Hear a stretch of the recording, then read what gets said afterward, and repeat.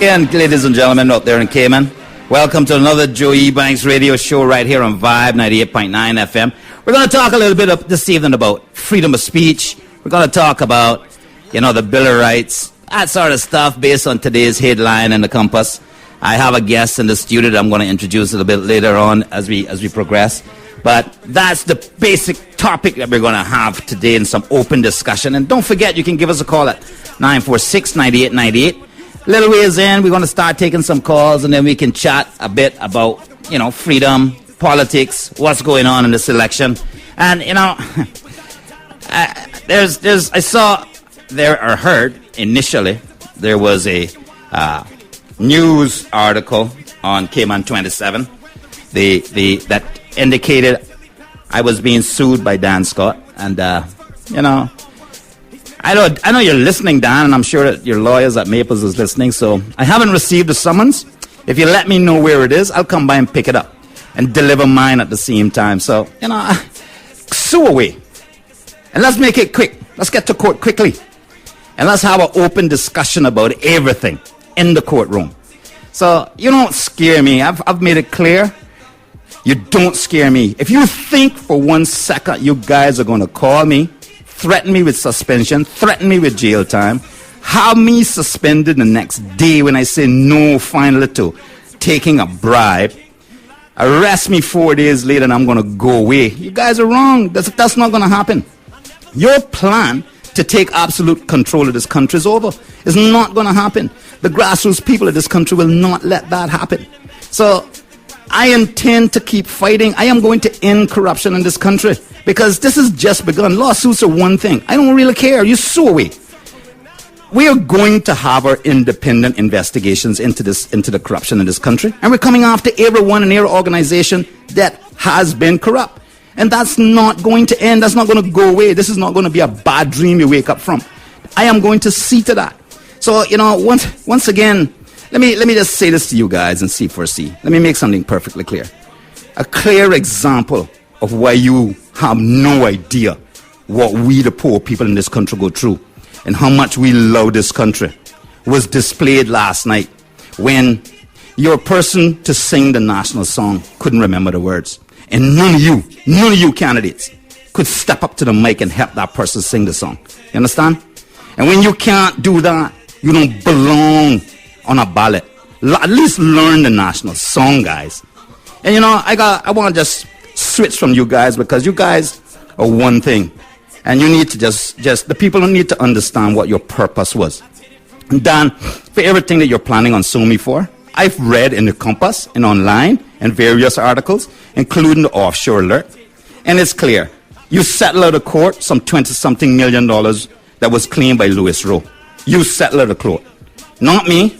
It wasn't me that settled out of court. It was you. You settled out of court that claim made by Louis Rowe. So that's your thing. And that's in the newspaper. It's on my Facebook page. It's all up there. You are the chairman of the Judiciary and Legal Commission. Your brother Jude is a candidate for the C4C. Your brother Emil is an executive member, and you're all founding members. So all of that is factual. So sue away. Okay?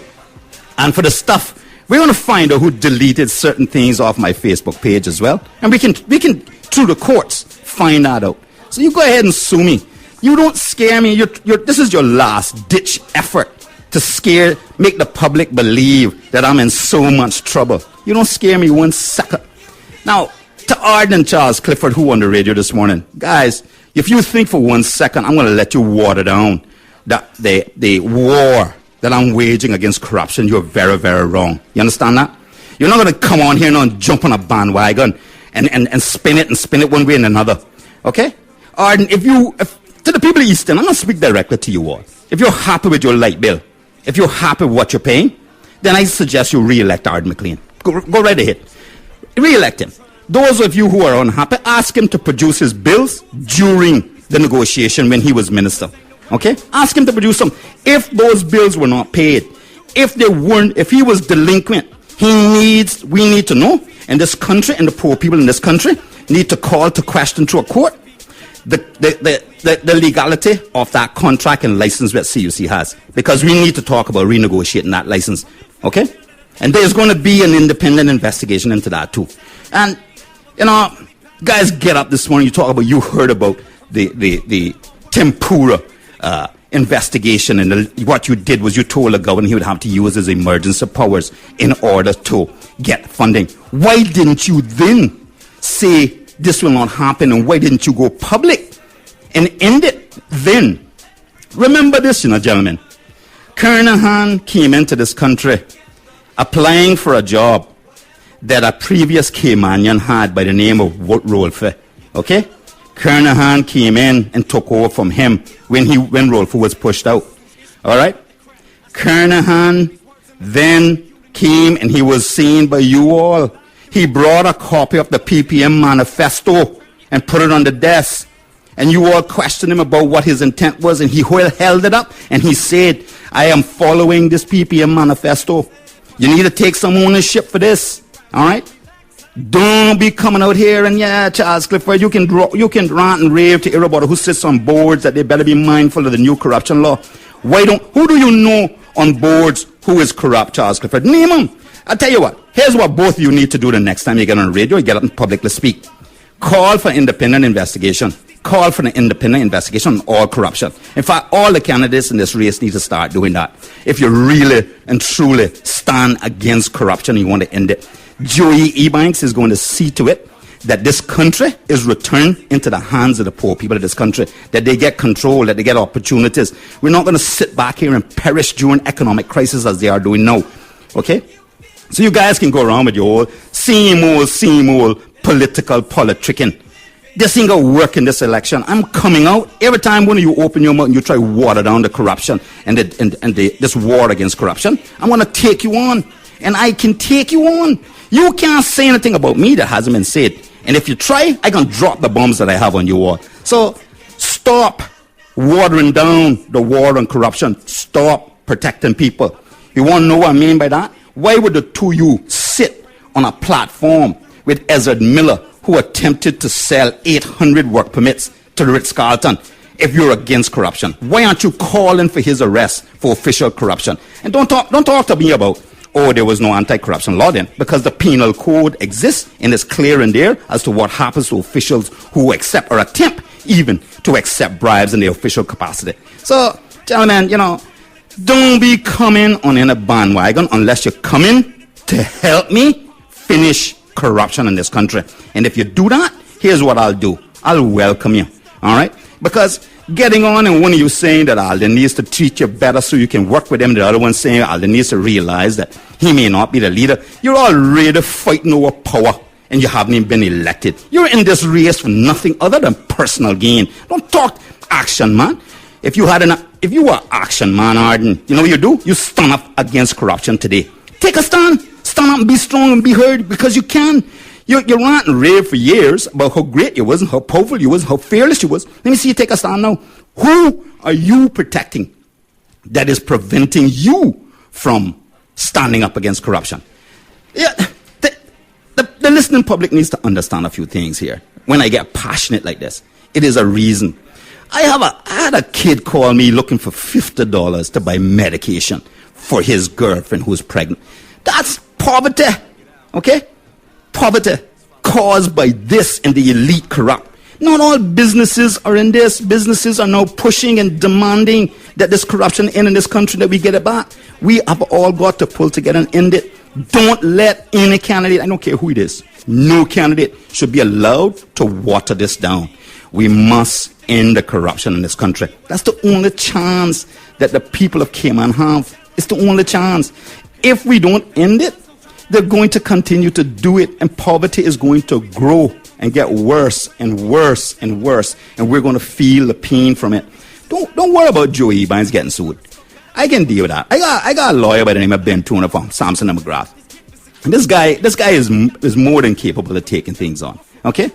And he can deal with any charges that Governor Taylor bring. He can bring on the charges. He can bring some more if you want. Like I said, he can bring another 92 and add to the 29. I don't really care anymore. Because when they took my file of what they were investigating me for, of what they had arrested me on suspicion for, when they took that and gave that to Ezra to read on the radio, and to win the legend, them to put on CNS. What they did is, in fact, was say, oh, we found evidence that proves that all this is a lie. So let's just use it and hurt him politically and make him read it out publicly. Because that act in itself is clearly conceding. So you guys, come on, bring it on, man. Corruption in this country. Governor Taylor, you're going to leave my country.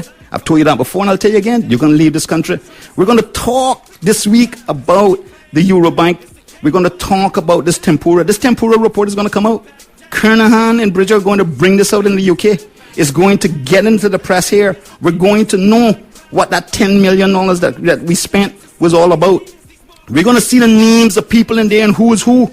So this is not going away. Joe Ebanks is not going to go away on corruption.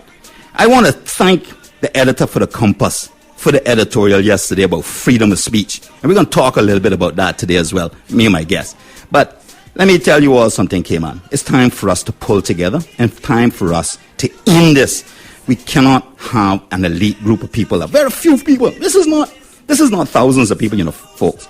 This is an elite group that is breaking the rules so often, has done it for so long, that it has now become a norm for them. And when I speak out against it, they immediately attack me because I'm getting in the way of their way of doing business. There are good business people in this country who's fighting to stay legal and to do it right. They don't want to cheat. They want to get it right, and they want to see this country prosper. And am I canvassing in Northside? And there's a lot of people falling behind me now, nationally, and saying we support the fight against corruption. I thank you for that. And the greetings and the way you treat me when I'm out in public now is changed. But folks, you have to understand that I can't stop. Because if I stop, this is not going to go away. It's going to come right back. They're just going to go and lay low and come back. We need to end it. Corruption in this country people need to be as afraid of it as they are of death. That's the only way to deal with this. So we have to put people away who have been corrupt. We've got to put them away. So, one of the other things in my interaction, I want to speak directly to the people on the north side right now. And I want to say to you that, just walking around and meeting with you and checking with you, I hear you when you say to me that you're upset with me because I haven't been back since 2009. I'm coming back now, and you're upset. I hear that. And I can tell you, I can say publicly with everybody listening that I am wrong for doing that. For you, my core support base, who I did not return to frequently and do what I could to help, I am wrong, I am wrong, I am wrong. And I apologize. I am truly sorry. But I want to also say that I was not your elected representative, and he had to do what he had to do. He was supposed to help that district and all of you. That's what I intend to do once elected. And I'm not using that as an excuse either, because there's no excuse for my actions, okay? What I'm saying to you is I was wrong, and I apologize. You had an elected member, and you should not be worse off now than you were in 2009. So he's been around. He's been there for 4 years. He's been living in the district, and he was supposed to be the advocate for your higher standard of living. And if that was done, I'm saying to you, you need to re-elect him if you feel that your quality of life is better now than it was in 2009. Just go ahead and re-elect him. And I understand. That's democracy, and that's what you need to do. But if it's not, if your quality of life, if you're not better off today than you were in 2009, I'm saying to you, please give me a chance to represent you. The new constitution makes provision. I know about this because I was part of the PPM when this new constitution was developed. So I know about this. It makes provisions for the single constituencies like Northside and East End. If the party that they're with or if they're independent is not in power, they were allowed once a year to go in, they meet with cabinet, and they can make some demands for funding for their programs in Northside. Don't make them fool you. That's available to them by law, by the Constitution. Okay? It's in there. So you have to also remember that when I ran in 2009, I had included funding in there, and the Honorable Kurt Tibbetts at the time had secured funding in the budget for me for Northside, and he did so for the senior citizens home, the after-school programs, the safe place with the old clinic, where the old clinic was, that we're going to turn into that to have after-school programs for the kids, as well as the sports programs for the children. All of that funding was in there, and your elected member, your current elected member, the incumbent, He gave it back to government. He told them Northside didn't need anything. So I had made provisions that you would get employed because I also had done the plan and secured the land for the low-income housing. And again, he also refused that. And those things I did, and I was not your elected member. I did those things. In the event I didn't win, you would still have something. I also published and I gave him my plan in hopes that he would execute it, in hopes that you would get something. So when I say to you that once you elect me, I can reduce unemployment by 60%, I can. I can, because the first thing we're going to do is make sure that we qualify people for those low-income houses and start to build them. And I have private funding to do a public-private partnership to allow us to do that. We're going to design that mechanic shop and make sure that the young people who are mechanically gifted can make an income from it. And we're going to have those quarterly events in Northside so that we can pull people into Northside and do events and small businesses can develop. And we're going to obtain funding for 6 small businesses, and we're going to get these things done. And remember, folks in Northside, I am saying to you once again, I'm giving you a recall option. If I do not perform, you can fire me. But if the current incumbent did not perform, you need to fire him now too. So I just want to say to you that those are things that are possible. You know, at the stage of the campaign, I'm sure his committee's running around here saying some real nasty things about me, and that's okay. That's par for the course. If you would, give me a call. I can defend myself privately. I understand you want me to tone it down and the mudslinging. And I understand that. But the last time I did that too, and the mudslinging from his end didn't stop, and he won. So you sent mixed messages here to me. It's either we're going to punish for mudslinging or we're not going to punish for mudslinging.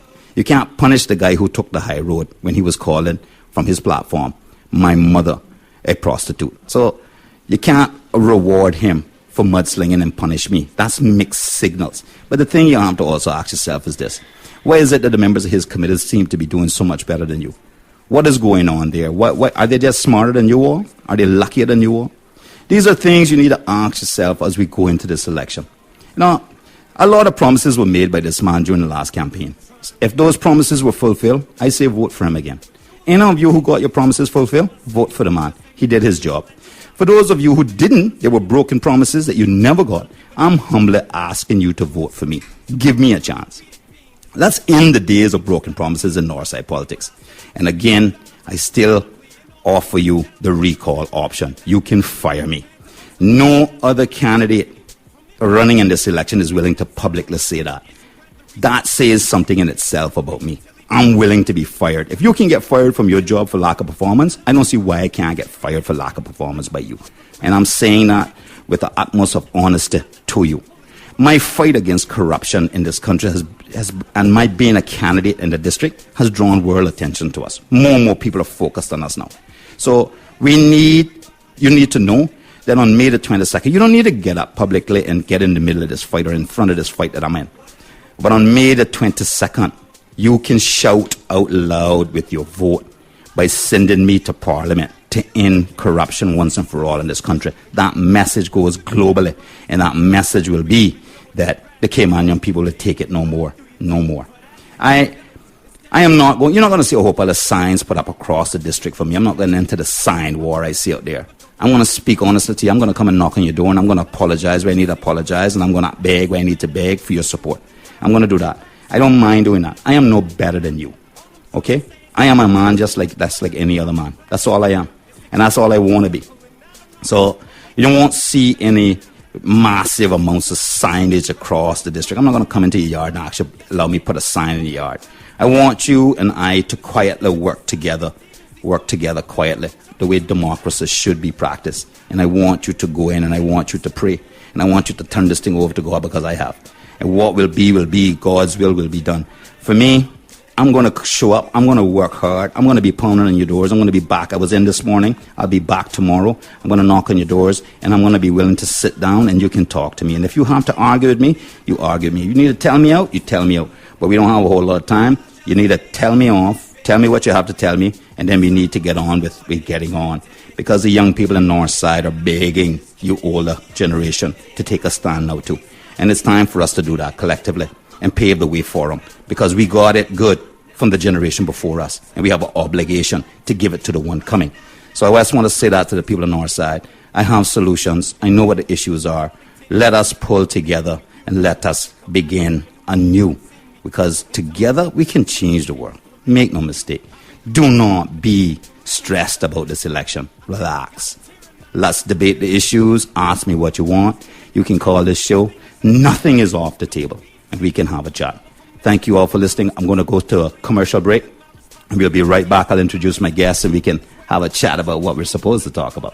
You're listening to the Joe Ebanks Radio Show right here on Vibe 98.9 FM. The number is 946-9898. We'll be right back. I don't want to be the premier. That's not my business. I don't want to rule or conquer anyone. I should like to help everyone if possible. Caymanian, Jamaican, English, American, Filipino, black men, white men, yellow men, all men. We all want to help one another. Human beings are like that. We want to live by each other's happiness, not by each other's misery. We don't want to hate and despise one another. In this country, there is room for all of us, and the economy is strong enough to provide for all of us. Our way of life can be free and beautiful, but we have lost our way. Greed has poisoned men's souls, has barricaded this country with hate, has sucked us into the misery and heartache. We have developed speed, but we have shut ourselves in. A financial industry that gives abundance has left us in want. Our knowledge has made us cynical, our cleverness hard and unkind. We think too much and feel too little. More than a financial industry, we need humanity. More than cleverness, we need kindness and gentleness. Without these qualities, life will become more violent, harder, and all will be lost. The web, radio, and the social media has brought us closer together. The very nature of these inventions cries out for the goodness in man, cries out for universal brotherhood, for the unity of us all. Through Facebook, my words can reach millions throughout the world. Millions of despairing men, women, and little children, victims of a system that makes men torture and imprison innocent people. To those who can hear me, I say, do not despair. The misery that is now upon us is but the passing of greed, the bitterness of men who fear the way of human progress. The hate of men will pass, and dictators will die, and the power they took from the people will return to the people. And so long as men die, liberty will never perish. RCIP, don't give yourself to brutes, men who despise you and enslave you, who regiment your lives, tell you what to do, what to think, and what to feel, who drill you, diet you, treat you like cattle, use you as fodder. Don't give yourself to these unnatural men, machine men, with machine minds and machine hearts. You are not machines. You are not cattle. You are men and women. You have a love of humanity in your hearts. You don't hate. Only the unloved hate. The unloved and the unnatural. Political candidates, don't fight for slavery. Fight for liberty. Fight to liberate the Caymanian people from economic despair. In the 17th chapter of St. Luke, it's written, the kingdom of God is within man. Not one man, nor a group of men, but in all men. Not Taylor, in you. You, the people, have the power. The power to create machines, the power to create happiness. You, the people, have the power to make this life free and beautiful, to make this life a wonderful adventure. So in the name of democracy, let's use that power. Let us all unite. Let us fight for a new Cayman, a decent Cayman, that will give people a chance to work, that will give youth a future and old age a security. By the promise of these things, brutes have risen to power, but they lie. They do not fulfill their promise. They never will. Dictators free themselves, but they enslave the people. Now let us fight to fulfill that promise. Let us fight to free this country, to do away with economic barriers, to do away with greed, with hate and intolerance. Let us fight for a country of reason, a world where science and progress will lead to all men's happiness. Caymanians, in the name of democracy, let us all unite. Nothing is off the table. It's the Joey Ebanks Show on 5SM. Welcome back to the Joey Ebanks Show, ladies and gentlemen. I've got as my guest today is Patrice. You guys know her. She's been here before. She and Juliet are going to be regulars on the show because I've gotten so much positive feedback from the people on the street when I'm walking about. So, Patrice, you want to just say hello to your listening audience? Good evening, Vibe listeners, and to listeners to the Joey Show. Thank you for your kind compliments and for encouraging Joey to bring me back on. I was a little scared, but I'm not anymore. Excellent. So we were talking about today's Compass. I mean, headlines was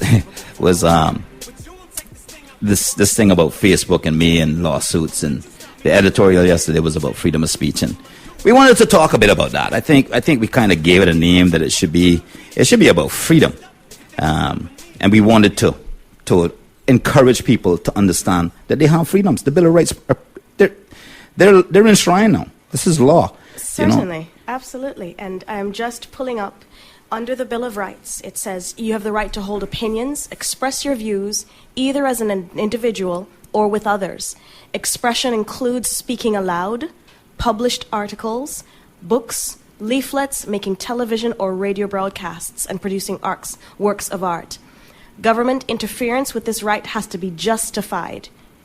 In other words, it has to be in the interest of defense, public safety, public order, or public morality, or public health. What do you think freedom of speech means to you? So it's, I always refer to the extreme of America. And the first time I saw an American burn an American flag, I went, wow, oh my God, how could you do that? You must hate your country. But the American people have this to the extreme, I believe, to where, hey, you have to be willing, if you believe in freedom, because the American political system is truly an experiment still in motion, right? Certainly. And, their position is you have to be so pro-freedom that you're willing to let someone do something that offends you and the rights of freedom. Now, the cases against me in this claims for lawsuits with the three individuals is all stuff I took out of the public domain. This is stuff that was out there. I just read it out and took photographs of it and put it out. So when it comes to slander, that's a different area. Anything that I've posted, anything that I've said, I got evidence for. So, this act, and I agree with the editorial that you're beginning to use now your money and your lawyers to deny people freedom by creating fear of being sued. I just so happen to, I don't care about being sued. I mean, that's fine. You can sue me. What do you think? Well, not everybody is that fearless, Joey, and perhaps this is a true test of what people understand is slander and defamation, yes, and freedom of speech, yes, and that understanding. I know the government department responsible for developing and producing and doing public education on the Constitution. They spent a lot of time over the last 3 years making sure people had it, read it, understood it, had a chance to ask questions. If you're still unsure, this is your chance. This is going to be the truest test of whether or not this actually works. Yes. And I mean, it's the Bill of Rights also protects people from unfair treatment by the police. Now, we saw the test case recently where the judge returned and said, hey, they're operating under the police law still. However, there's a Bill of Rights now, and they need to adjust. Now, my thing is that goes back to the leadership of the RCIP, who needed, once that Constitution was enshrined, once the governor said, okay, we now have a Bill of Rights, it's coming into effect on this date, they needed to start the training process. Absolutely. Right? And they needed to make recommendations to Parliament and say, here's the police law, here are the changes we need so that we are compliant with the Constitution. And that should happen. Have you, I mean, even the caution used when they're arresting someone is against their right. Because the Constitution says you have the right to remain silent. You can have that right. The current Miranda rights says that they can use your failure to answer a question against you in court. Wow, that's a complete disconnect there. Complete disconnect. I mean, and when I was arrested, of course, it was read to me, right? So I read it out and I said, who changed the Miranda? Because I don't remember it being like this. Who did this? And they're like, well, it's always been. I said, no, I couldn't have been. I was a police officer. It wasn't this way. Oh, so you got read the new one? I got read the new one that needs to be changed now again. Oh, wow. So the thing is that the Bill of Rights, the RCIP, the other border control, they need to understand and learn this Bill of Rights. They need to understand things have changed drastically, and they need to get in line. Because we see the number of lawsuits already on the Commissioner of Police and the RCIP. We can't keep paying these. I mean, the temporal report alone is $10 million. and we can't see it. These are things that, again, we go back to freedom of information and the freedom of information law. But here we are being denied information About the case. about the case. To really make a true assessment for ourselves. Yes. Yet we have a Bill of Rights. It'll come out there. Yes. It will. It has will to come out. I'm confident that it will, and some people are going to be surprised, and some people aren't. Yeah. And you know, some of the areas that the Bill of Rights protects as well is those individuals who are arrested and put in jail for extended periods of time without 2-3 years. Yeah, without being charged. Without having their day in court. Having their day in court. And again, we go back to this whole thing with and me and others, where you're arrested on suspicion and then they go and conduct the investigation. I mean, come on, man. That's... I want to put this gently. That's like putting the cart before the horse. I mean, how can you arrest somebody and have them cooperate in order to make your case? And the only time that occurs is under totalitarian governance. Okay? You can do it then because you're a dictator. So you lock people up, then you go and find evidence. And here's the problem with it. And I can say that. Okay? Because it happened to too many people. Here's the problem with it. We live in a small society. We all have enemies. When you do this, people will fabricate evidence and extend this pain on you. Okay? Every one of us, doesn't have to just be me. It could be anyone. Every single person in this country has someone who doesn't like them. Well, it's also places an unfair burden on the person who's being accused because they have the bigger burden of proof. That's right. They have the bigger burden of proof to prove their innocence, whereas the accuser just has to misdirect and completely just deny and just make complete I'm losing my words today. Just make complete disgrace of your case. That's right. No, here's the other thing that I think is missing, that is absolutely essential in this country with the Bill of Rights. We also need to ensure that there's pro bono work that can be done. And that is mandatory. Now, I know you and I and a couple of people got into a discussion about it, but I want to introduce this again. Here's why. Because if a person's rights is violated and they're too poor and they don't understand how to get the legal aid. Legal aid is one thing. We can't fund 100% of that either, right? Get the justice they can afford. That's right. But if we got pro bono work, Maples is forced to give a poor person pro bono work. Or Maples can say, we don't want to do it. We're going to pay Bill Turner, my lawyer. I mean, he's a great lawyer. So Sampson and McGrath, they'll pay them to go and do the pro bono work from. And they can register those hours as theirs. They paid for it. Yeah? But it's there. It's not just taxpayer money funding tax, the government's mistake. You understand? No, this is, guys, when the police make a mistake with people's Bill of Rights, we're paying the police to ensure the law is abided, right? Yes. Right. So when they make a mistake, we then take more money to give the person they made a mistake with to fight the police that we're paying. So, so this, and then in the meantime, the lawyers on the outside are just sitting saying, yeah, give me some more of that taxpayer money and this legal aid system. And they can keep jacking on up. I'm saying, enough. Let's insist on some pro bono work too. And I'm not talking about pro bono work where a single man legal law firm is just gets too much. We can rate it. It costs him more. That's right. It costs him more because he doesn't have as much resources to That's spread right. the cost So over. we can say to him, his mandatory amount is 2 days of work. Everybody else, like the Maples and the big firms, Walkers and everybody else, they can hire him business to business to carry out their pro bono work. So he can get some business to business and he gets some revenue in addition to customers that walk in. Of course. But what it does for that little guy, that little small attorney firm, is it gets him recognition in the courts. And more people see him in there, so therefore more people voluntarily also go to him for his services. And he's getting... Builds his profile. It does. No, and it doesn't, and he doesn't have to worry about fighting to get access to legal aid. He has other law firms saying, "Hey, cover my pro bono for me." But let me throw something in the monkey wrench, because I've heard this said a number of times in the last 10 years, and even more so in the last 2 or 3. There are a number of lawyers, or I don't want to call them lawyers, but persons who are training to become lawyers who are still struggling to find jobs. Yeah. Why is it we've got work that needs to be done?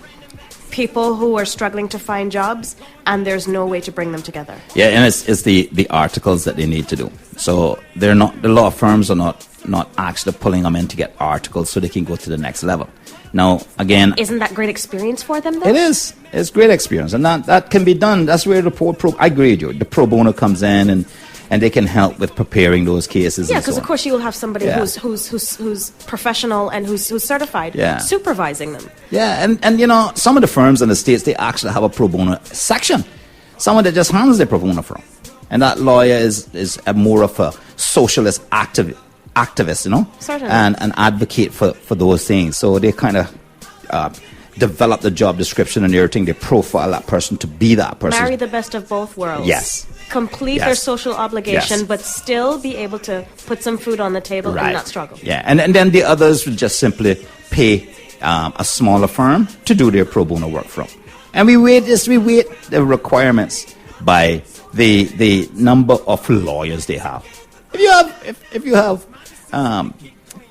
you have more attorneys than a little guy, you need to do more hours. So we do it by lawyer. And you know, getting back to the Bill of Rights, I like the one too that speaks to life. I think it's the first one, isn't it? Yes, it is the first one. You want to just tell people about that? It says, it is universally believed that every person's right to life should be protected by law. The Bill of Rights states that under very limited circumstances, it is acceptable and lawful to take a life. They're talking about capital punishment. Yes. For example, a life can be taken lawfully when police or other armed forces are preserving the island's peace by disbanding riots. That's right. So it should be protected by law. The Bill of Rights states that under very limited circumstances, only when there's a riot, only when there's a need to self-defense, that sort of stuff, that can occur. So it's not saying that if someone is coming at you, Patrice, and they're going to harm you, and they're coming with a knife, and they're saying to you, I'm coming to kill you, that you can't stop them. Okay? You can still get away with self-defense in court if you can prove it. Yeah? If you can't run away. Wow, because it's such a subjective thing. Isn't it? Yoy, wow. Yeah, it is. But and also for the police. Yeah, we get into a whole new can of worms when we open that door. Yeah, and it's there, you know.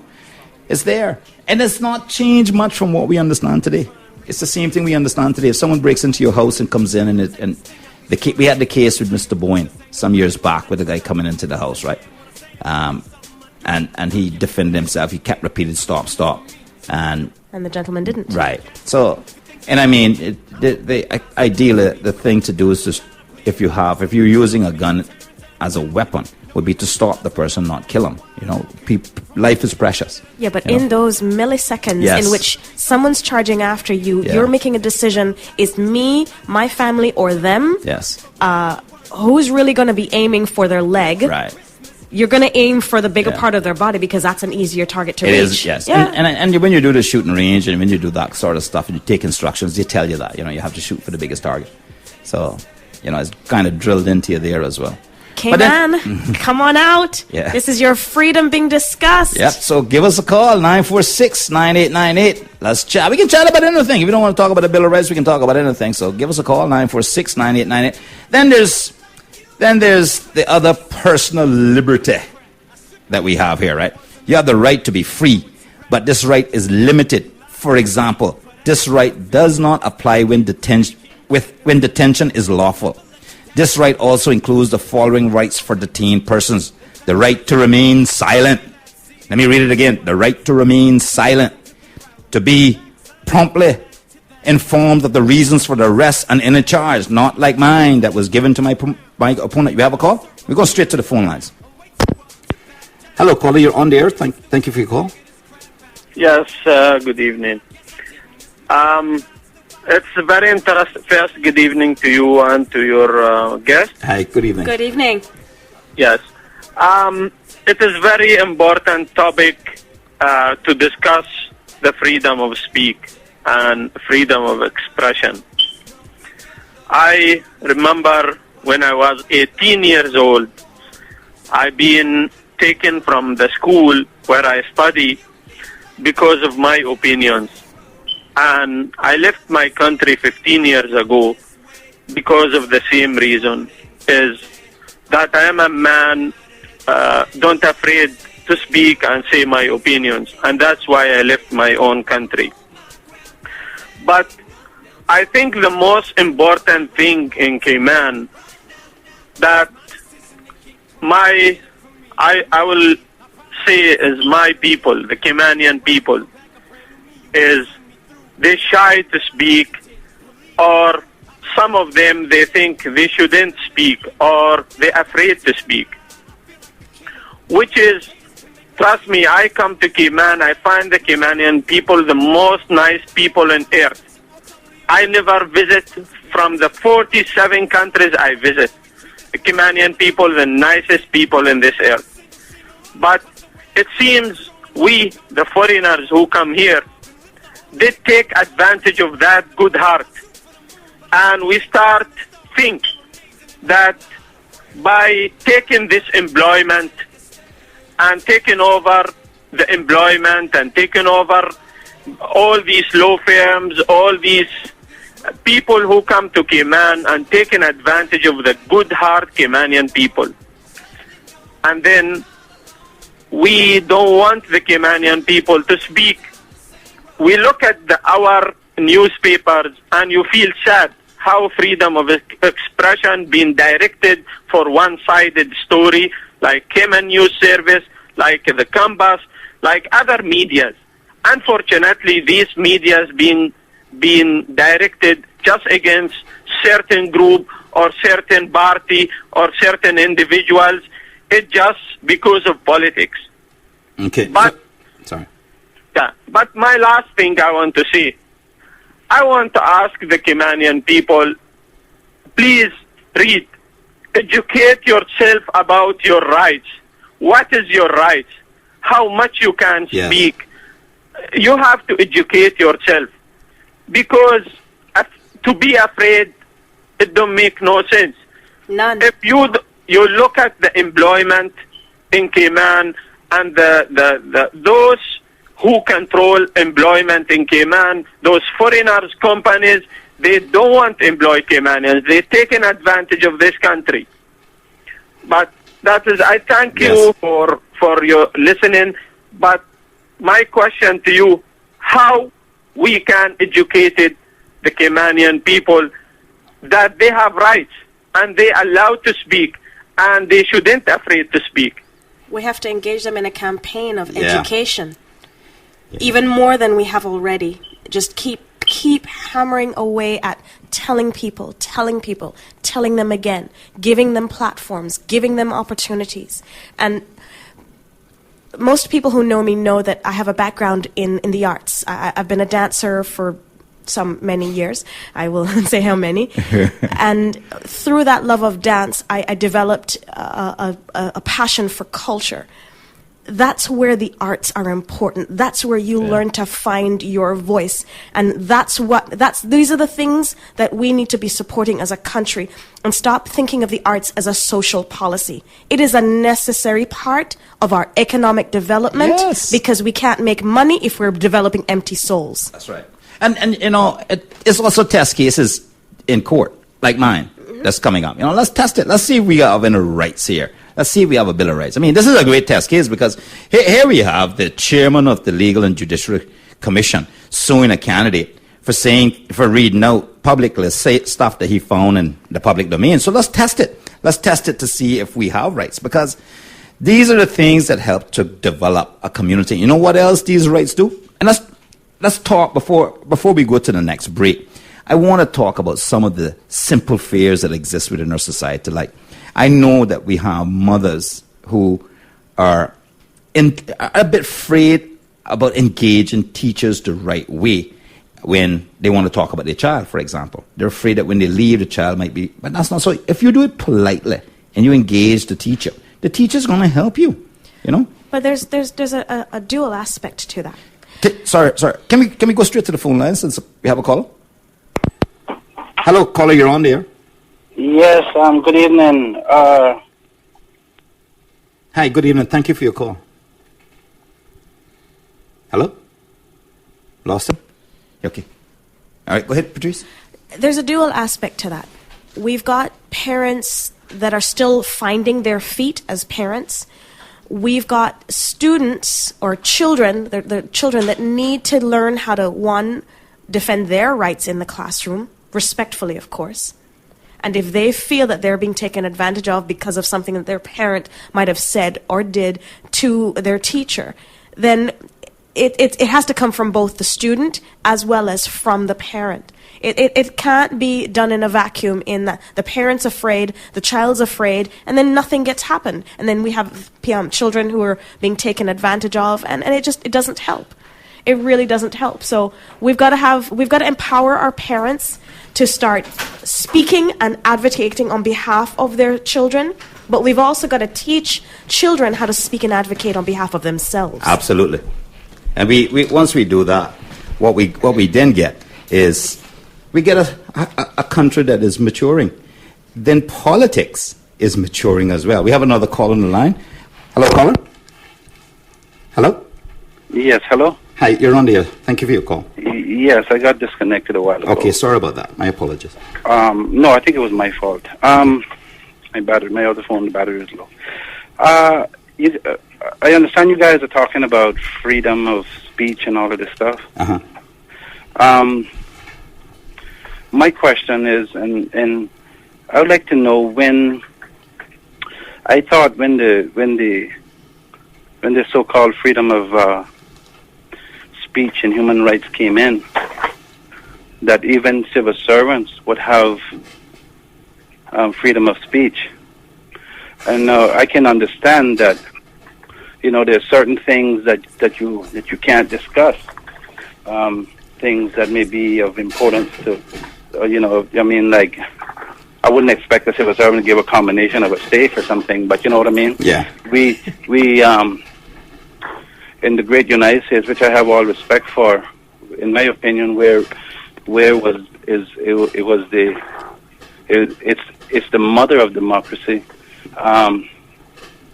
Even citizens that are working for the government in the U.S., they can, in a respectful way, they can even disrespect or say something opposing the President of the United States. Yes. So my question is, when do you guys think that the civil servants of the overseas territories, or even England themselves, will have freedom of speech?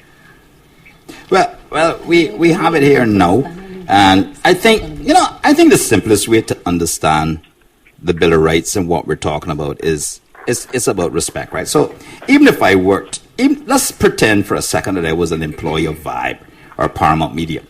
I would have to show the ranking family a degree of respect. And there's information and stuff going on here that they will not permit me to divulge publicly because as an employee. No. If they break the law, if they do something that causes harm, I can. That confidentiality agreement does not protect them there. I am obligated by law to report the crime. So we need to be clear on that, because I've seen businesses here attempt to use that clause to silence employees. That is not so. Well, I would like to say this. I know that there is, to a degree, civil servants can talk.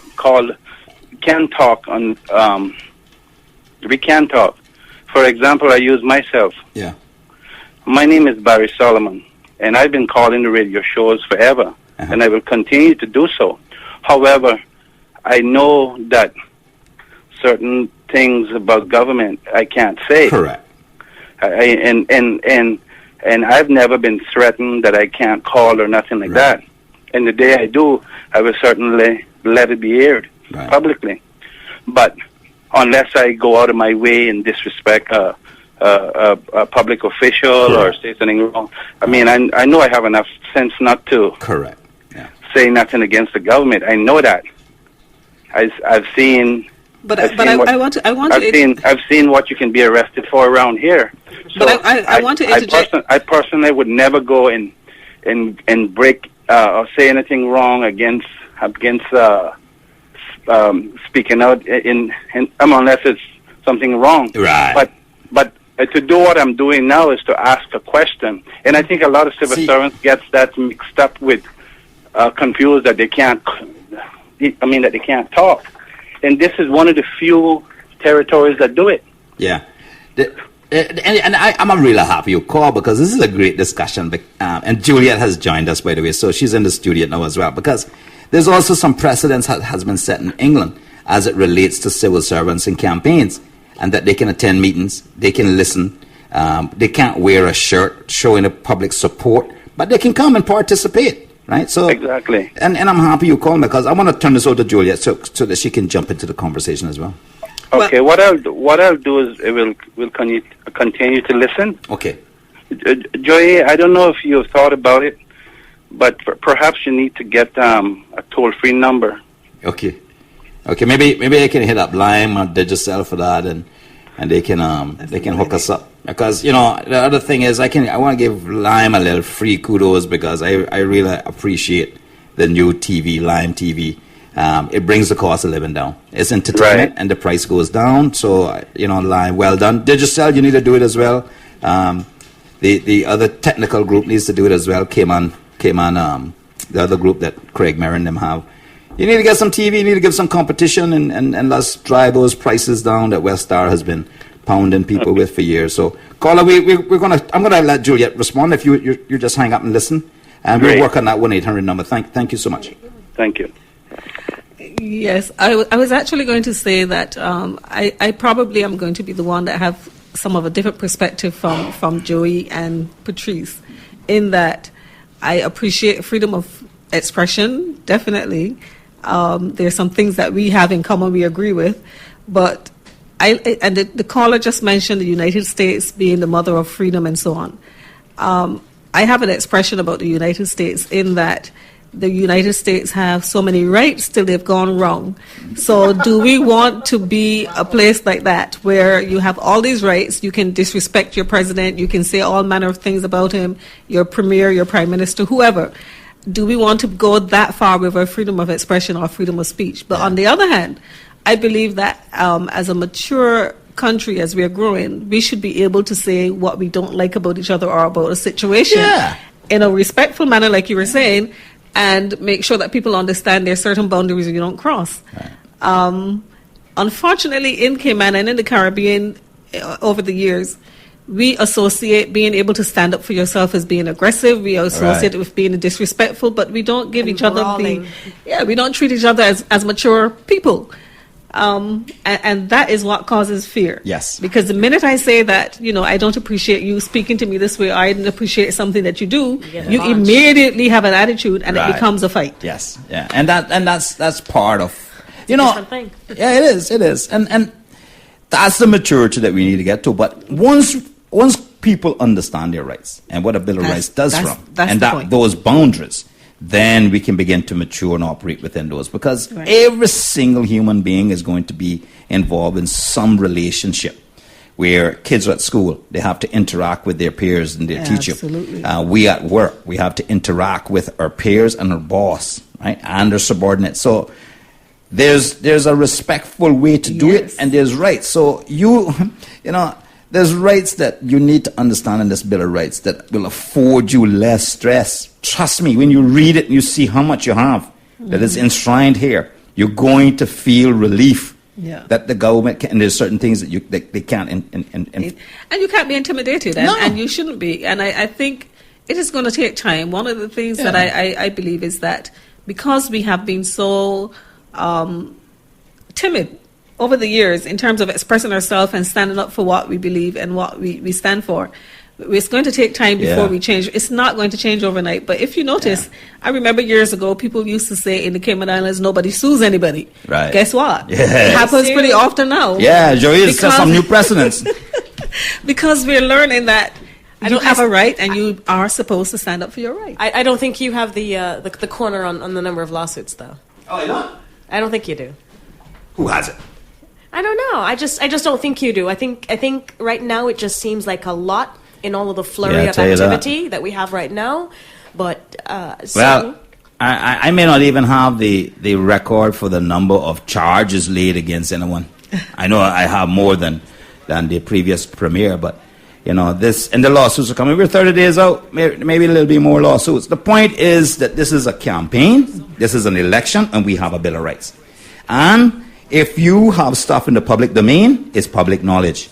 If I speak to it and it embarrasses you, tough. Do not enter this political arena if you don't want to be treated a little rough at times, okay? It goes back to what Juliet said. That's right. We need to be maturing That's right. in our response and our responsibilities and knowing our rights. Yeah, I can speak very comfortably about the 29 charges against me. I can speak about the lawsuits against me. Those things are real. Those things are true. Those exist. How I defend myself in court, I will, right? The intimacy of the details of those should never have been given to anyone before me and my attorney could deal with it. And the media should not repeatedly bring it up in every aspect and poison the jury pool. It has to be I have to be given my day in court. The Bill of Rights demands it. How do you possibly get a fair trial at this point? How can you?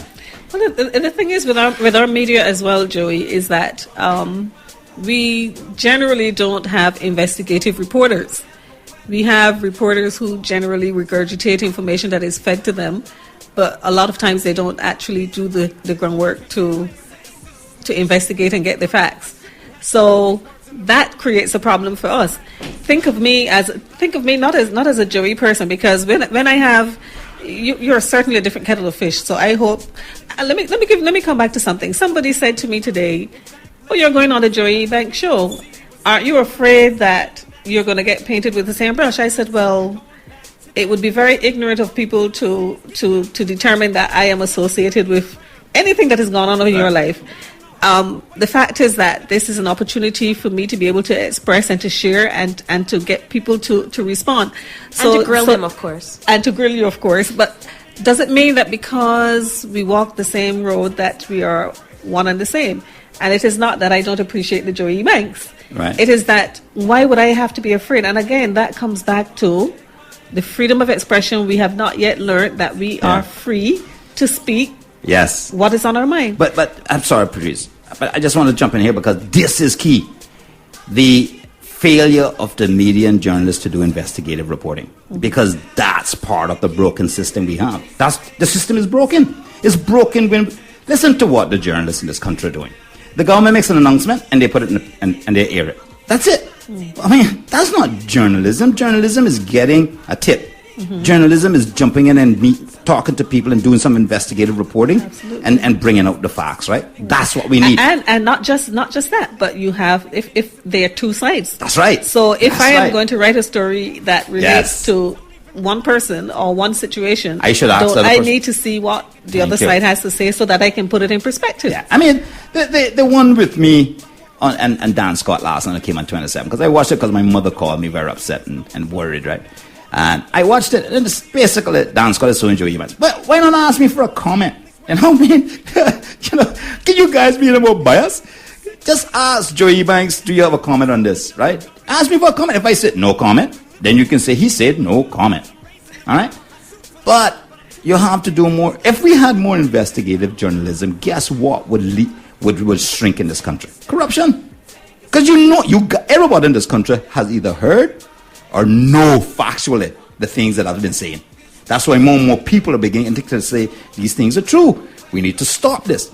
But why isn't the media right now attacking this? Why aren't they saying, oh, wow, he said this stuff? Let's start some FOI. Let's start doing some investigative reporting, and let's get this out there, and let's bring an end to this. Why aren't they doing that? But let me ask you a question, though, Joey, because you're the one you're sharing information, you're speaking out, and so on, and we're not hearing anything from the other side. Could it be then that, let's say, for argument's sake, this is Joey's side of the story? Granted, granted, you're saying, you're putting things on Facebook and you're putting copies of newspaper articles that are in the papers or things that have been on television. So there are things that are there, but ultimately we're saying, well, this is Joey's side of the story.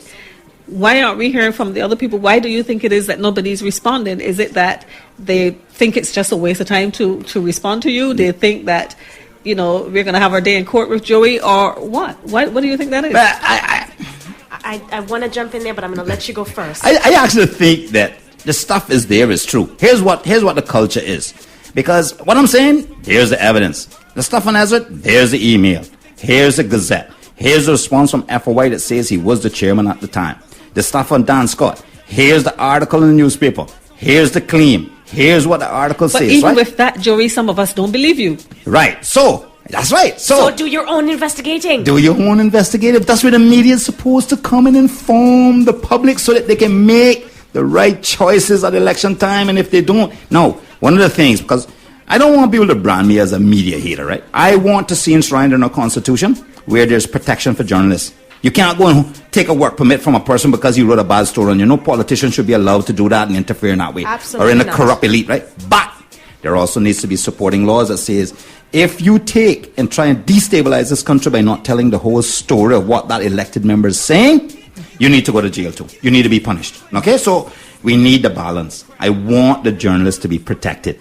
Okay? But I want them to I want to make sure that they're telling the truth because That they're held accountable. that they're held accountable. Because you can very easily take a politician's statement on, let's say, mine on building a garage in Franksound or in Northside for the young people. Can be easily miscued, you know. Right. And I can't keep up with taking the media on, so you end up painting me with a bad brush. And the fact is that if something goes, it is like the spoken word. If it's said, you can't take it back. No, you can't. And if you defame somebody's character, if you say things about a person Yes. and that turns out not to be true, you've already sent that out there. And we being a society that we are, Yes. the worse it is, the more we Yes. think it is true. We're going to go to a break, but here's the thing, right? And Patrice, you can take us to the break because I've been hogging the mic. Sorry, But- I just got here, so I just had to have my say. But the thing is, here's a prime one that the media should be jumping on. Okay, we have seen the Gazette, we have seen the emails soliciting for the work permits for the writs. We see the FOI request that says yes, he was the chairman at the time. We've seen the email sent with a formal report to the Commissioner of Police. Why has there not been any word from the Commissioner of Police and RCIP? This is one that the media should be saying, what is going on with this? Here's what the penal, because I even posted up with the section of the penal code on my Facebook that says, here's the section, right? Why hasn't the police done anything? And who's stopping it? Because remember that the way this is structured is, the governor signs off on these things, you know. Signs off on Signs off on these requests from the Commissioner of Police on certain arrests and certain matters, including not giving me bail that night. Okay? So, he may be the person holding this up, and the question is why? Why are you not giving Commissioner Beans the right to go and investigate or arrest this person? Okay? If it isn't Governor Taylor, then why isn't he punishing Beans for not doing it? Why isn't the media asking these questions? Why are you leaving this public wide open where we don't know what's going on? What's going on with the audit with the ERA that Joey claimed there was misappropriation of funds? Why isn't this being investigated? What's the status on this? Is he lying? Show us. Right? I went as far as to say, give me my independent investigations. If I cannot prove that the truth, I will withdraw from the election. I mean, how much more do you need to do to say, please, you know, we need to get how much more do you need to do to say, please, you know, we need to get but if you give me the independent investigation, the other thing is, how much more will we uncover? And who's protecting who? And is this going to be another tempura? And who and how are we going to expose this? Because when I talk about independent investigations, right? I mean independent, you know. I get to pick my person. So when we get elected, we get past the election and we bring this. Politicians can't get involved in this, you know. You understand? It must be truly independent because the people that I'm accusing must have their rights too. Okay? But they can't influence them either. It has to be set up in a way that they can't influence them. Now, do you really think that we can get an accounting firm locally to investigate the 36 megawatt bid and DART? Come on. I mean, when I heard the chairman of the ERA board mention that, I had to say, you must have lost your mind. Really? You really think I'm going to fall for that because you've been part of the elitists in this country forever? No. It doesn't work that way. It is not going to work that way. You want to go for a break? Okay, so we're going to be right back, ladies and gentlemen. When we come back, my guest is going to jump in, and I'm going to give up the mic a bit. We're going to be right back. You're listening to the Joey Ebanks radio show right here on Vibe 98.9. The number is 946-9898. Give us a call. We can have a chat. Nothing is off the table. It's the Joey Ebanks Show on Vibe FM.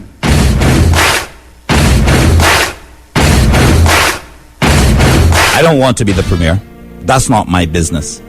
I don't want to rule or conquer anyone. I should like to help everyone if possible.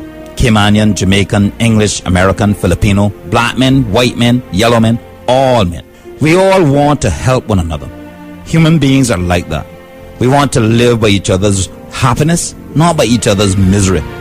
We don't want to hate and despise one another. In this country, there is room for all of us, and the economy is strong enough to provide for all of us. Our way of life can be free and beautiful, but we have lost our way. Greed has poisoned men's souls, has barricaded this country with hate, has sucked us into the misery and heartache. We have developed speed, but we have shut ourselves in. A financial industry that gives abundance has left us in want. Our knowledge has made us cynical, our cleverness hard and unkind. We think too much and feel too little. More than a financial industry, we need humanity. More than cleverness, we need kindness and gentleness. Without these qualities, life will become more violent, harder, and all will be lost. The web, radio, and the social media has brought us closer together. The very nature of these inventions cries out for the goodness in man, cries out for universal brotherhood, for the unity of us all. Through Facebook, my words can reach millions throughout the world. Millions of despairing men, women, and little children, victims of a system that makes men torture and imprison innocent people. To those... Now back to more Joey Ebanks Show on Vibe 98.9 FM. We have a temporal investigation that we paid for. Governor Taylor has done everything possible to prevent us from having knowledge of its contents. He has appointed Dan Scott as the chairman of the Judicial and Legal Services Commission. Dan's two brothers, Emil and Jude, are involved with the C4C. The Commissioner of Police is refusing to investigate allegations against Ezard, the Auditor General. Louis Boucher, the chairman of the Business Staffing Plan Board, is under investigation but remains the chairman. I have received threatening lawsuits from Governor Taylor for emails I sent while I was the MD of the ERA related to not fixing a bid. From Dan Scott for discussing his out-of-court settlement. The media has been silenced with another threat of a lawsuit from Dan Scott's attorneys, Maples. I was suspended and arrested because I refused to take a bribe of $500,000. I was being tried publicly by the media initially on information leaked to them from the authorities. My reasons for being arrested were given to CNS and my political opponent Ezard Miller to air publicly before my attorney and I could receive them. Because I refused to lay down and take this, I have people insulting and denigrating my wife and children publicly because of the Compass and Cayman 27 story on my court appearance. I have people saying I'm taking on too many people. When will you all stand up publicly and be heard? Caymanians, we must stand together to end corruption and ensure justice is available for all. I have people saying I'm coming across as arrogant and crazy. Well, I understand that. I understand that because no one has ever done this before, and it's not possible to have a comparison between myself and persons from the past who have stood against corruption. Governor Taylor, Commissioner Beans, Dan Scott, you and the corrupt elite, and you, the media propaganda machinery, know this. As long as I'm alive and able to speak, I will not stop my fight against corruption in this country. Never, ever, ever. I will never stop. The Caymanian Compass article on my court appearance carried the title it did for a reason: to influence voters and the jury pool. The content was for a reason: to influence the voters and the jury pool. The judge, prosecutor, and my attorney at no time during the very brief time I was in court mentioned any details of my case. Not once. The discussion was purely about the technicalities of my case as it relates to which court it should be heard in. The prosecutor even went as far as to say he was fairly confident all of my matters would be elevated to the Grand Court by my attorney and I. Why is the media continuing to discuss the details of my case before my trial begins? Not just for me, for all persons accused. This must end. We live in a small society with a small jury pool. Why should I remain silent while the Compass, Cayman 27, and other media act consistently to ensure all of the potential jurors form the opinion I'm guilty before I'm summoned before the courts for trial? To do what they did the last time and influence the voters of Northside. How can I select an impartial jury now? Each and every person who has said I'm guilty proves me right. Once I have had my trial and my innocence proven, it is my intention to sue.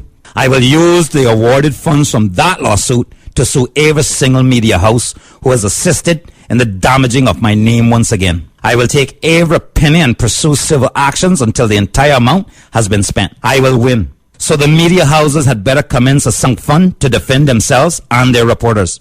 Yes, reporters too. Not just the media house. The persons working for them too. We need to ensure that we enshrine in our Constitution the necessary protection for the media to report without the influence of the corrupt elite. And we need supporting laws to jail journalists who act to destabilize this country with lies. When I ran in the 2009 election, the same thing was done. 2 days before the elections, the Caymanian Compass, whose editor is from Northside and whose husband was Ezra's business partner, ran a front page damaging article on me to influence the voters. 2 days before the election. It worked. It worked then. Northside people, please don't let it happen again. Please give me the benefit of the doubt this time. Please, Northside. Once I had lost, I was set free. Set free. It was determined that no illegal act was committed after my appearance before the Public Accounts Committee, chaired by Ezra Miller himself. Why was Dan Duguay, the Auditor General at the time, contract not renewed following my appearance before the Public Accounts Committee? Why did the Caymanian Compass journalist Brent Fuller accuse me of wrongdoing when I reported to the Complaints Commissioner the legal issues surrounding the Bosses Beach project? Issues that occurred before I was an employee. Why is it that after Brent Fuller has been banned from our parliament, he remains in our country? Why was I put on public trial by the Caymanian Compass and other media in 2009? I'm a Caymanian man who has in the past, who does so now, and will do until I die, refuse to be pushed and bought by the corrupt elite. This is my country, the only one I have. Anyone who refuses to support my right to justice, who does not believe I have a right to be treated as innocent and given a fair trial as a result of their preferred candidate or candidates, those people have a preference to allow corruption and anti-democratic processes to occur rather than defend justice and democracy. I have never asked anyone to publicly defend my innocence.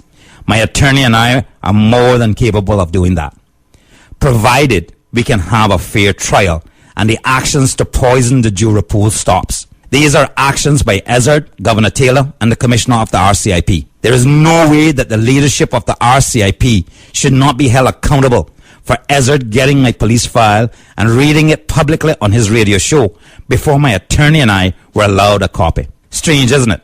How we demand Caymanian leaders be held accountable for their actions and the actions of the people who work for them. And yet we make excuses for the likes of Taylor and Baines. Why? I can assure you, this is one Caymanian who will not simply stand by silently while these three attack him. For every shot at me, I'm striking back twice. For the record, I am fighting against corruption for the good of my country, for the next generation. No one can or will deter me from my objectives. I no longer care about what the Compass or Cayman 27 or any other media has to say about me and my case. I have all the evidence I need to not only successfully defend myself, but to also end the corruption of the corrupt elite. I will have my independent investigations. What every person in this country needs to do is this. Ask yourself how much of what I've said you heard before, knew about, or suspected. Look at the evidence I have posted on my Facebook page and handed out at my campaign launch. Where have I not been truthful? Why? With the high level of unemployment in this country today, you, the Caymanian people, are not demanding that Ezra be charged for attempting to bring in hundreds of Cubans to work at the Ritz. Why not demand charges be brought against him for official corruption, as he was the chairman of the Immigration Work Permit Board at the time? Why are you excusing that corrupt act? Why is the PPM now assisting him with trying to shut down a Caymanian-owned radio station? Why are they defending and friending a man who attempted to bring in hundreds of Cubans for the Ritz for a fee? I was the person who resigned his job in 2009 to stand at their side. Me, not him. He was the one who said he would never let the Honorable Kurt Tibbetts lead him. Not me. He was the one that the Honorable Kurt Tibbetts said it would be a cold day in hell when the two of them sat together in one room. Not me. Now let us forget what we did not do. Forget the past. What are you and I going to do now about ending corruption? More importantly, what are you willing to do to prevent it from happening again? To someone else? To you? Why hasn't one single candidate in this political race spoken out against corruption and injustice. A fair trial. That's all I've ever asked for. Continue to punish me, and I know this. Others are watching and will be afraid to not take the bribe when they find themselves in the compromising position in the future. They will fear exposing corruption. The corrupt elite will not stop unless we stop them.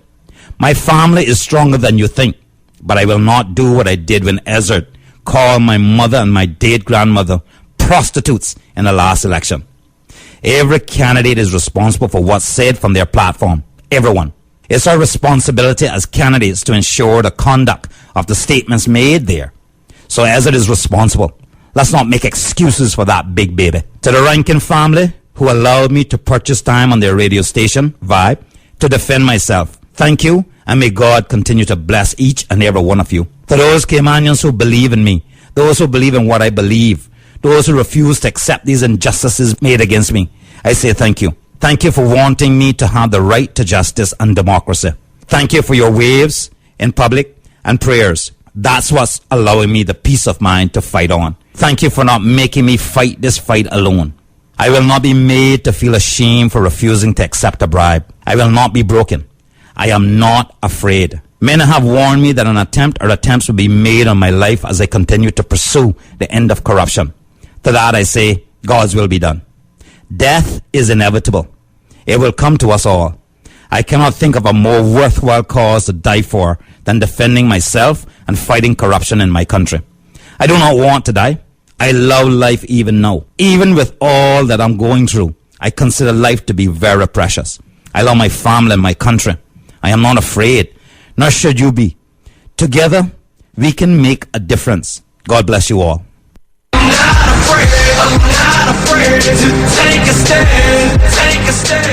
Welcome back to the Joey Ebanks radio show, ladies and gentlemen. You're hearing a lot of me because there was a complaint made that no ads should be paid on my show because I'd owned the show. So we've switched, and they've actually given me an extra couple of minutes. I think it's about 10 minutes extra per hour. And this was a complaint made by competition in the political arena, of course, and they wanted to stop me. So we have a caller on the line. Let's go straight to the phone lines. Hello, caller, you're on the air. Hi, Mr. Joe Ebanks. Hi. Congratulations. Thank you. So Cayman Palm says straight. Go ahead. Yeah. So Cayman to the world. That's right. Congratulations, sir. That's all I have to say. Okay, thank you very much for your call. Okay, sir. Okay. That's nice. No, A little extra oomph for you there. Yeah, that's my neighbor. All right. Yeah, so Juliet, you can bring us back, and let's move on into the Bill of Rights, because the Bill of Rights is an issue, a political issue, and people need to know this, and we need to use this show to educate as well and talk about issues, and this is key. So I mean, there's a section in the Bill of Rights that talks about having a fair trial and things like that. And I was thinking during the break that, one, you have said, tomorrow you want me to help host a show and interview some of the independents and some of the other candidates who are running in the election. And the invitation was sent out from me to several of the candidates to be on the show. And the one common thread throughout those persons who said that they can't make the show is that they basically are afraid to be here, either here with you or be associated with you. Right. And I'm thinking, if people, especially our politicians, are thinking that way, it doesn't mean that because they hear that they're supporting Joey, it means that you have an opportunity to let your community know what you stand for and so on. And I'm thinking that if that is how they're thinking, can you imagine if somebody goes to trial, and let me use you as the example, going to court, and people are already formed an opinion and they already have their mindset. How is it going to be fair? How is it going to be reasonable? And it's not just about you, but it makes me think about people in our community who may not have the resources that you have, and because they're not from the right side of the fence, correct, or the same research skills that he has.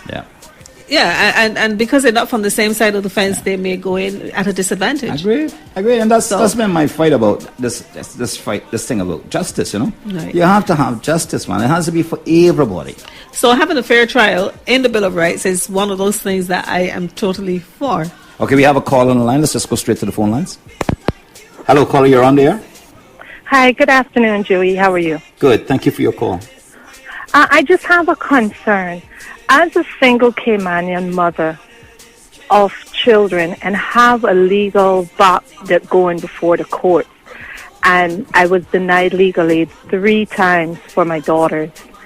And I just want to know, under the new constitution law, they say no minor should go to court without being representative. How is it that I, as a single Caymanian, has been turned down so much time for legal rights? You see why this is important. Juliet, you want to just read it? No, you go ahead, Juliet. Go ahead. Well, first it says in the Bill of Rights that everyone has a right to fair trial. If you are charged, first of all, you have to be presumed to be innocent.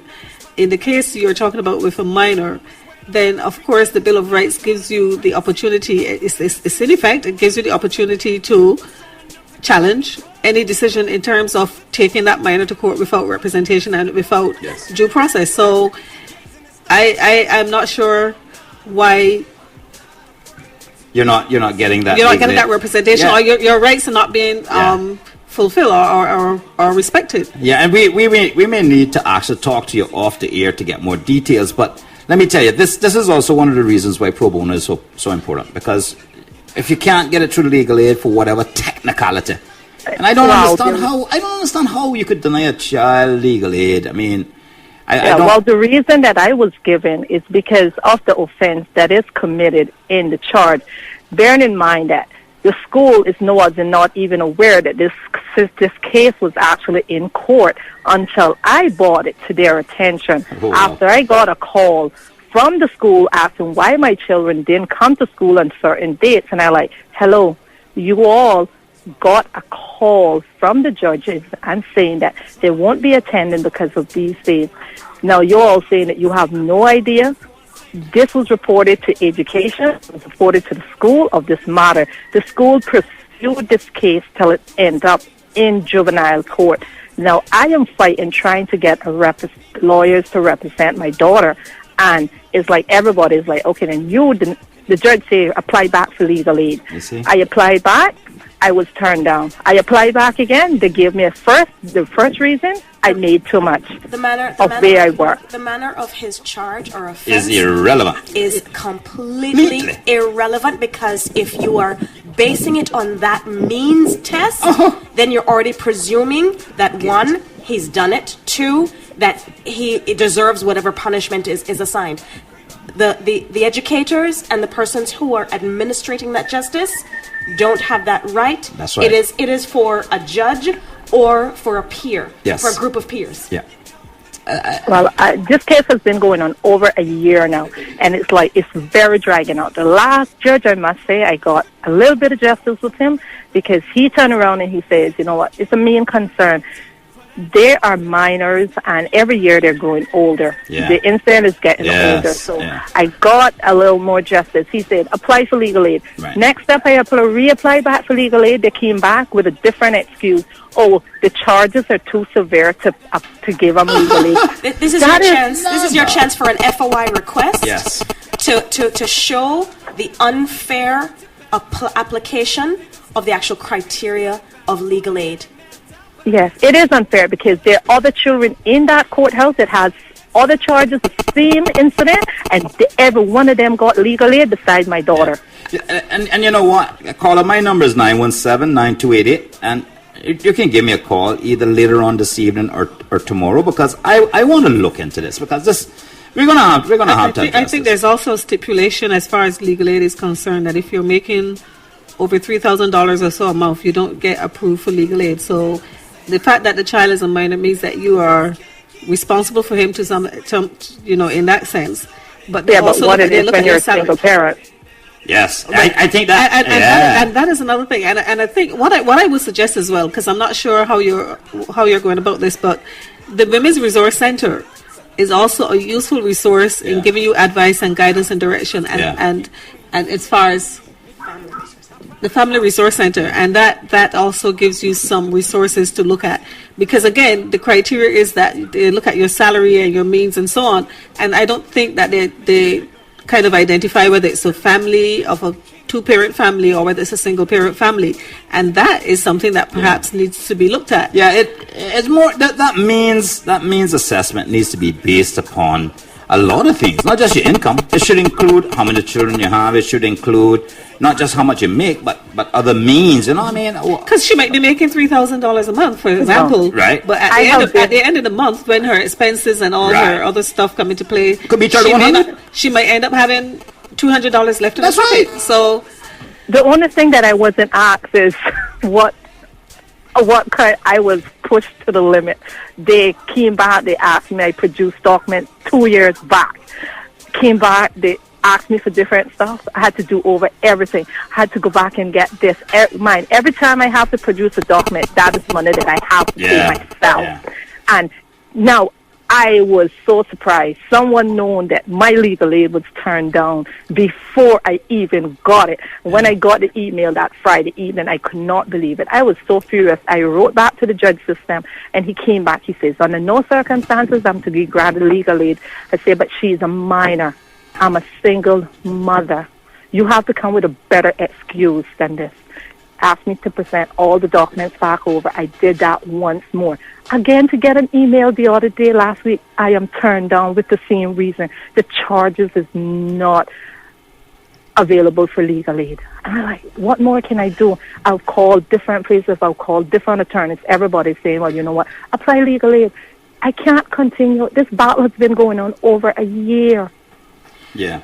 But I would like for you to give me a call. I mean, if the Family Resource Center is also there, so that's if you can't get an assistance there, I'm more than happy to look further into it, because this is just wrong. I mean, there's so many things wrong with this, and we have to check see all of the particulars so that we can assist you with that. I'm more than happy to do that. Okay, so but I strongly suggest, if just to give you some satisfaction and a sense of direction, go to the Family Resource Center, give them the information, and let them give you some advice, because that's one of the things that they do. They support women, families, and so I think that would be a good starting point for you. Yeah, and just to reiterate that, like places like the Family Resource Center and the other government agencies, social services, and all those who are available, more and more people should utilize them. This one is educated, use a dummy basically. So they're trying to tell you, if you vote for this one, you're an idiot. Yeah. Why are we telling people that they're silly for making decisions that they make within themselves? Exactly. It's my choice, or whoever choice it is. But as far as I see it, they're all bickering against each other, but suppose they end up to work with each other, or they get voted in. You're telling me that my country is going to be put on a stand-hold because of them, because of their personal indifferences? No, it's all about the country. That's right. So right now, I'm at sway. I don't have a side to vote for. I don't know who to vote for, because I don't know who's going to carry me through in the next generation. Or because I have 2 kids, so it's not even about me. It's about them and their kids and their kids' kids. And that's a sad I think one of the things you do now is make sure when you're going to these rallies, you ask the questions that are more pertinent to you and get straight answers from them. If you don't get them, then you know what to do. Well, I've been asking, I still haven't got them. All right. Well, we appreciate your call. Show and ask them again. Yeah. We appreciate your call. A lot of food for thought. So thanks again, and have a good one. Thank you very much for your call. Allow me the time to express my opinions in your show. Okay. Thank you very much. Have a good night. Okay. Thank you. Okay, so we're at the end of the show. Ladies, closing remarks? Well, the Bill of Rights is definitely something that everybody needs to have a look at. We need to know what our rights are. We need to know that it doesn't give us in my opinion, it doesn't give us the right to be disrespectful to other people. So even with our freedom to express ourselves, we still have to be conscious that there are differences of opinions, there are different beliefs and so on, and that we don't infringe on other people's rights while we are exercising ours. Yes. Just wanted to say thank you, Joey, for letting us come on. This discussion started off with a very hot button topic. We got into more hot button topics. I think the one that obviously we need to work sort of have another show on is about the individual rights when it comes to having a fair trial. That young lady who's talking about not having her daughter or her child represented, that when you go back to the Bible, what you do to the least of me is what you do for me. Yeah. We should not have children be underrepresented or not represented in courts. I mean, it goes right back to the European Convention on Rights. That's one of the biggest ones in there. All right? And that's what we need to make sure that people know and understand. Know your rights. Understand them. Yes. And you know, what this does is it flattens society too. When more people understand their rights and that they can advocate for themselves, you know. You ladies are back next Tuesday? Yes, we are. So I'd like to throw it there. I didn't know that I was, but thanks for the invitation. Yes, we are. I answered for you. Yeah, so what I'd like to talk about next Tuesday is the economy and offer real solutions to that, because that's a key issue, and how callers call in. It is very painful out there for people now, and we'll talk about that. Thank you, ladies, for joining me again. We have had positive response. Especially the question and answer session we had. So thank you for joining me, and I look forward to having you here next Tuesday. Thank you all in the listening audience for tuning in and listening and making the Joey Ebanks radio show such a success that it was. We're tuning it down a little bit. We're going to deal with issues. Corruption is not off the table. I'm going to continue to fight for that, and we're going to talk about that even more. We have the Eurobank situation that we're going to talk about a bit about tomorrow as well. We have guests tomorrow. So we'll discuss that too. So the show may be extended to a Friday as well. There's people who are interested in seeing that occur. So thank you for joining us, and we look forward to having you tune in again tomorrow at Vibe 98.9 FM.